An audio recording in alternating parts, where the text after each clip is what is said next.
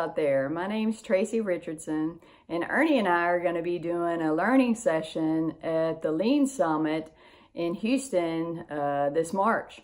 And our breakout session is developing and cascading Hoshin Kanri, which is like directional management thinking, vertically and horizontally throughout the organization.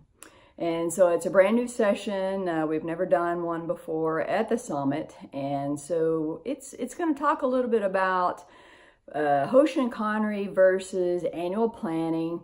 We're going to talk about leadership's involvement in Hoshin Kanri and how that cascades down through the organization. So kind of as an individual, what is your line of sight from your individual daily work that supports the section or department that supports your organization? So the KPIs, quality, safety, productivity, and cost. There's a connection from the upper level goals in the organization all the way down to what me as an individual is doing as my process and the work.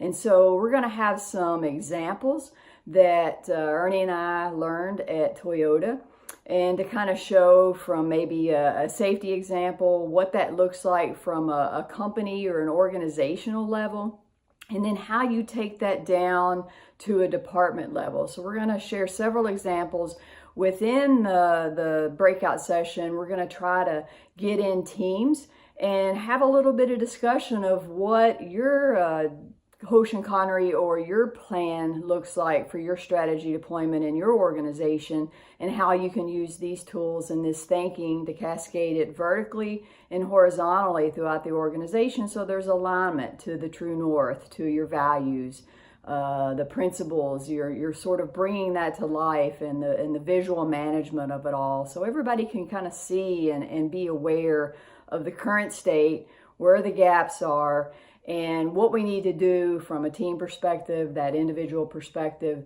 to allow everybody to feel like they're contributing. And so the Hoshin is very important for that directional management. So we look forward to seeing everybody.